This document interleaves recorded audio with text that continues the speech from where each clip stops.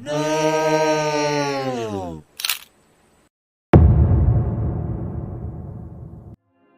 A couple of years ago, the internet was introduced by a new wave of horror, analog horror. It didn't rely on jump scares or flashy effects. It was lo-fi, eerie, and deeply psychological. The Mandela Catalog, The Smell Tape, The Boiled One Cinema View are a couple of series that were very popular among that time. What made it terrifying wasn't gore or monsters necessarily. It was the idea that someone or something could perhaps replace you. That you could look your mom in the eye and know, without knowing how, that it's not her anymore. It's this sort of terror that Vsauce greatly explained in one of his videos on why are things creepy, which eventually turned into the inspiration for this video. The fear wasn't in what you saw, it was in what felt off, in what you couldn't explain. From there, the internet horror scene exploded into something bigger. Soon, we had TikToks of distorted voices in the woods, humanoid creatures mimicking cries for help, or someone whispering your name in your own voice. That's when the analog genre, and especially the concept of the skinwalker, took over. Now, traditional skinwalkers come from Navajo legend, shapeshifters who wear the skin of animals or humans, often associated with dark magic. But online, the myth evolved. These new skinwalkers weren't just beasts, they were people-shaped. They called out from the edge of the forest. They looked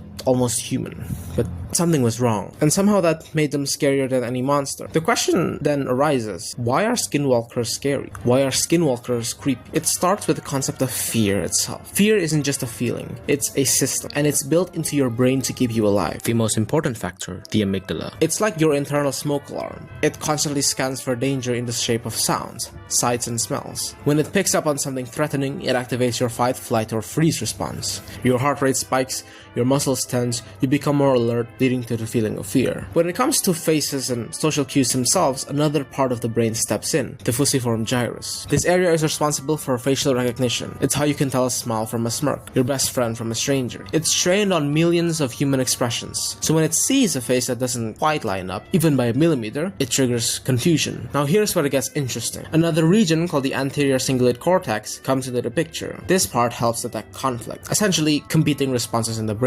When the fusiform gyrus says this looks human, but the amygdala says this doesn't feel right, the anterior cingulate cortex raises an alert. The brain starts scrambling for an answer. That collision between familiar and wrongness is what causes the uncanny valley. Something looks just human enough to pass, but not quite enough to feel safe. Think of mannequins that seem like they might move, a voice that's almost human but slightly robotic, eyes that blink too slowly, a teddy bear with a full set of human teeth. The discomfort you feel isn't random. It's your brain arguing with itself, leading to the uneasiness you feel. Let's bring this into focus with an example. The infamous I Feel Fantastic video.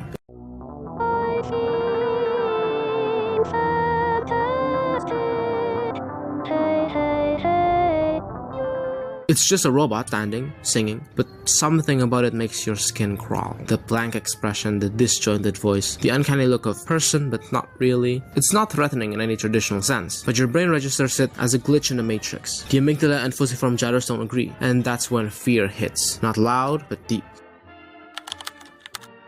So, why are skinwalkers scary? Because they trick the systems we trust the most, our own brains. They don't jump out at us, they slip through the cracks in what we think is real. They sit right at the edge of familiarity and alienness, and that's where fear thrives. But here's the twist. We want that fear. We chase it in horror movies, TikToks, and weird videos at 2 a.m. We test the alarms in our brain just to feel something ancient spark. Maybe fear doesn't just protect us, maybe it connects us to our instinct, to each other, and to the parts of our minds we usually ignore. I mean, some people even say that watching a horror movie as a first date idea is a good way to emotionally bond over the feeling of being scared. But more than that, maybe the things that scare us the most are the ones that remind us, despite being the apex predators of today's world, that we're still, after all, human. My heart breaks. I should be happy with someone new.